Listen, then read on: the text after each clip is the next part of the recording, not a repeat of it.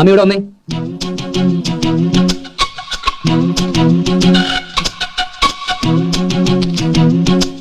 നീ എന്തിനാ ഔട്ട് ഹൗസിന്റെ ടോയ്ലറ്റിൽ പോയത്?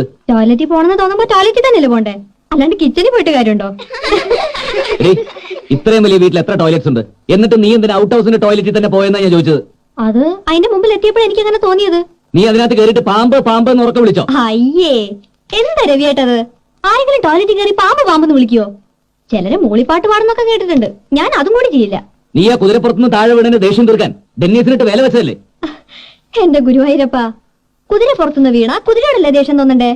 രവിയേട്ടൻ പറഞ്ഞു കേട്ടതൊന്നും ഞാൻ ടെന്നീസിന്റെ പുറത്തുനിന്ന് വീണേന്ന്.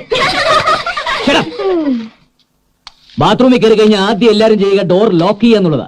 നീ ഡോർ തുറന്നിട്ടാണോ സാധാരണ കാര്യം സാധിക്കുന്നത്? ഏയ്, ഞാൻ അടയ്ക്കും. പിന്നെ അടച്ച ബാത്റൂമിനകത്ത് ടെന്നീസ് എങ്ങനെ കയറി? അത് അതിന്റെ ലോക്ക് അടയുന്നില്ല. കള്ളം, പച്ച കള്ളം.